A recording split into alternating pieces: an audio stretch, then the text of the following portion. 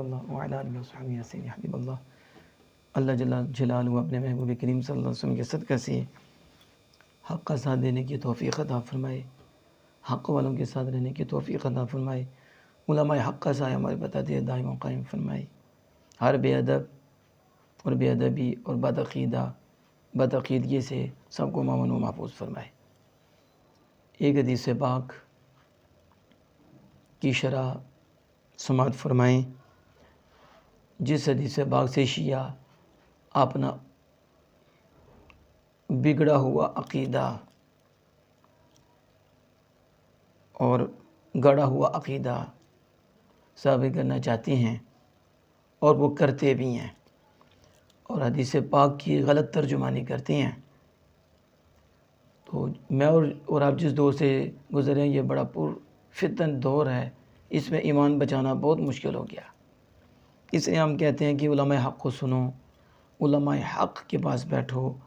آپ بولے بالے ہو، آپ کو نہیں پتہ یہ کس طرح ترجمہ بدلتے ہیں، مفہوم بدلتے ہیں، قرآن پاک کا احادیث مبارکہ کے مفہوم بدل دیتے ہیں۔ کئی موضوع ہوتی ہے تو اس کو دلیل بنا لیتے ہیں، کئی ایک حدیث کو دلیل بنا لیتے ہیں، باقی حدیث پاک کا انکار کرتے ہیں، لیکن بولی بالی عوام کو پتہ ہی نہیں، وہ سنتے ہو پھسل جاتے ہیں اور وہ اصحاب رسول کے دشمن ہو جاتے ہیں۔ اسی طرح کی ایک حدیث پاک ہے جسے ذکر کیا ہے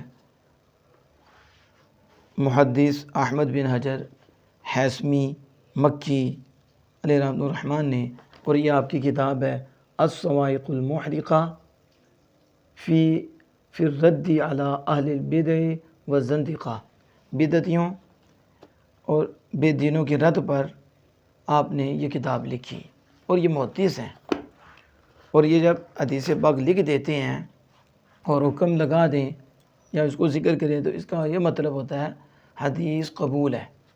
اور جہاں مردود ہوتی ہے وہ بھی لکھتے ہیں کہ یہ موضوع ہے، یہ من گھڑت ہے، کیونکہ انہوں نے شیعوں کا رد کیا ہے اس کتاب میں اور بے دینوں کا رد کیا ہے، اور اس میں انہوں نے اصحاب رسول کے حوالے سے گفتگو فرمائی، آل رسول کے حوالے سے حدیث، صحابہ کرام رضوان اللہ تعالی مجمعین کی شان میں، اہل بیت اطہار کی شان میں، پھر صحابہ کا اہل بیت اطہار سے محبت اور اہل بیت کا صحابہ سے جو محبت و پیار ہے وہ اس کی حدیث ہیں، اس کو کوٹ کیا ہے، ذکر کیا ہے، اور صحابہ کرام کا اہل بیت کا ادب کرنا اور اہل بیت اطہار کی تعظیم کرنا، احترام کرنا، وہ بھی اس میں لائے۔ اور اہل بیت کا مفہوم بڑا عام ہے، یہ نہیں سمجھے کہ صرف 5 ہی ہستیاں ہیں اور ازواج مطہرات نہیں ہیں یا کوئی اور نہیں ہے، یا اہل سنت کا موقف نہیں ہے۔ یہ بھی ہمارے عوام کو پتہ ہونا چاہیے کہ اہل بیت میں سرفرست حضور کے ازواج ہیں، اور پھر 5 تن پاک تو حضور ہیں، تو حضور کے صدقے بھی سیدنا علی شیر خدا، سیدہ طیبہ طاہرہ، امامین حسنین کریمین رضی اللہ تعالی عنہم، یہ سارے ہیں۔ اور پھر وہ بھی ہیں جو اعزازی ہیں، حضرت سلمان رضی اللہ تعالیٰ کو بھی حضور نے فرمایا سلمان ہم میں سے ہے، ہماری اہل بیت میں سے ہے۔ تو بس وہ شیعت اتنی پھیلی ہے کہ ہمارے لوگوں کو سمجھ نہیں آتی، وہ سمجھتے کہ یہ محبت کرتے ہیں، انہیں پتہ ہی نہیں کہ اہل بیت سے بھی وہ کیا مراد لیتے ہیں، اور ان کی محبت کیا ہے، وہ تو خواہش ہے، محبت تو کر دیں اہل سنت جماعت، جس طرح اللہ اس کے رسول نے بتایا ہے اسی دائرے میں رہ کر، نہ ان سے نفرت کرتے ہیں، نہ غلو کرتے ہیں کہ ان کو بڑھا کر اللہ بنا دیں، قرآن نعوذ باللہ من ذالک، قرآن کو تبدیل شدہ کہتے ہیں یا ایسی بات کہتے ہیں، ایسا نہیں کرتے۔ نہ ان سے بغض، اللہ کے فضل و کرم سے معتدل ہیں، جس طرح اللہ اس کے رسول نے فرمایا، ان کے مقامات کو مانتی ہیں، صحابہ کے مقامات کو مانتی ہیں، دل سے سب سے محبت کرتی ہیں، وہ اہل بیت اطہار حضور کے گھر والے ہیں، تو یقیناً ان سے محبت ہے، ان سے پیار ہے، اور یہ تو ہم سب پہ فرض ہے، اور صحابہ کی محبت بھی فرض ہے۔ لیکن صحابہ اہل بیت اطہار سے کتنی محبت کرتے، کتنا ادب کرتے، احترام کرتے، کیوں؟ اس لیے کہ ہمارے آقا دو جہاں صلی اللہ علیہ وسلم کے گھر والے، نسبت مصطفیٰ صلی اللہ تعالیٰ علیہ وسلم کی وجہ سے، حضور کی اہل بیت ہونے کی وجہ سے، حضور کا نسب ہونے کی وجہ سے بھی ان کا احترام، ان کا ادب، اور حضور کا رشتہ داری ہونے کا احترام، اس کا ادب۔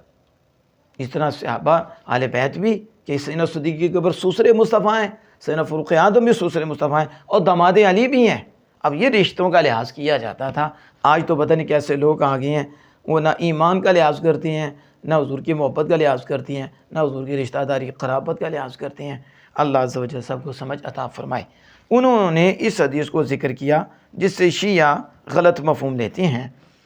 اور حافظ یہ جو محدث احمد بن حجر حیثمی ہیں مکی، آپ کہتے ہیں کہ اخرج الدارقطنی ان الحسن جاء لأبی بکر رضی اللہ عنہما وهو على منبر رسول اللہ صلی اللہ علیہ وآلہ وسلم فقال انزل عن مجلس ابی فقال صدقت واللہ انه لمجلس ابیک